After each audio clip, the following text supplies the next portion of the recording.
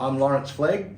I'm an artist in residency at the Yarra Sculpture Gallery, and at the moment I'm basically doing Sharpie on cardboard with a bit of gel ink available and freehand. I was working 30 by 30 centimetres at home because I couldn't find any space big enough to work. The pieces I'm doing now are 1.2 by about 900. Considerably bigger, probably 6 times as big as what I was doing before. Not so structured this time, and not going to fill in every bit of cardboard, but leaving negative space so as everything else pops up above it. I'm a 60-something survivor of mental illness, and art is the vehicle that takes the crap in my head and puts it on paper and gets it out of the way so I can function on normal life.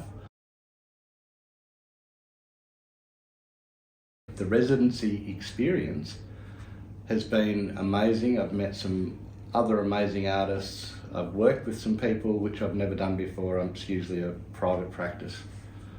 And it's an experience that I rejected twice before when I had nothing to do and I couldn't fit anything into a 6-week period. I have though looked at, I think it was 5 pieces we started in the design for here. We ended up at 3, and I've got 1 more work in progress, seeing there's only a week to go before opening night. Yeah, it's been, in a way it's been overwhelming, but in the overwhelmingness it's been also good because it's made me grow as a person. It's made me get up every day, get out of bed, instead of getting out of bed at 10, I've been getting out at 7 to get here and get the morning light, to get the space, the coolness. Yeah, it's a really, really different experience, but a good one in the fact that, as an artist, I think becoming more professional and setting up the way I do is also another new part of me.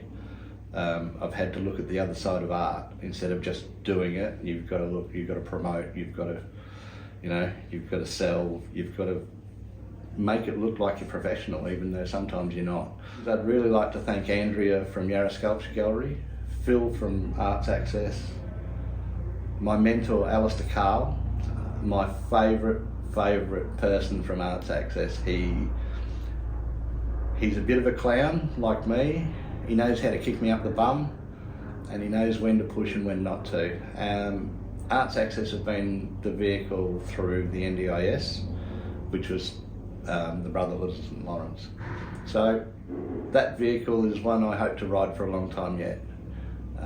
Arts Access again are probably the best thing for mental health in the arts game I don't know if they're Australia-wide, but definitely in Victoria.